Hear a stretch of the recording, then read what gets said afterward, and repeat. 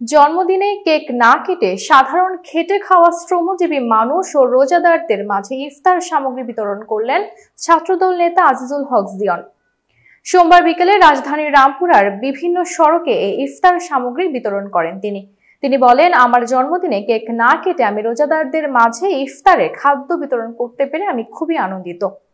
ছাত্রদল নেতা আজিজুল হক জিয়ন জানান, প্রতি বছর তার জন্মদিনে তিনি সুবিধা বঞ্চিতদের, অসহায় ও শ্রমজীবী মানুষের জন্য কিছু করার চেষ্টা করেন। সেই ধারাবাহিকতায় তিনি কয়েকশো শ্রমজীবী ও রোজাদারদের মানুষের মাঝে ইফতার সামগ্রী বিতরণ করেন।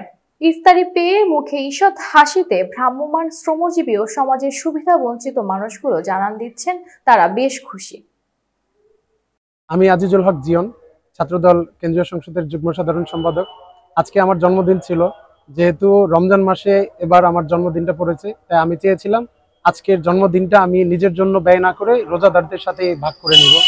সেজন্য রোজাদার, পথচারী, তারপর বাসযাত্রী, উবার চালক, রিক্সা চালক এবং ফল বিক্রেতা, তাদের সাথে মূলত ইফতার বিতরণের মাধ্যমে আমি আমার আজকের যে জন্মদিনটা এটা ভাগ করে নিয়েছি।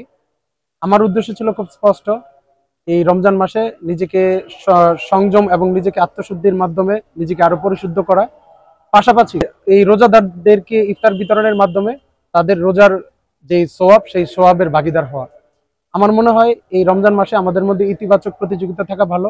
ভালো কাজের প্রতিযোগিতায় মানুষকে আরো বেশি ভালো কিছু করার জন্য উৎসাহিত করে। আমার মনে হয় সকলের মধ্যে ভালো কিছু করার যে তাগিদ, সেটা আরো বেশি গভীরভাবে পরিলক্ষিত হবে।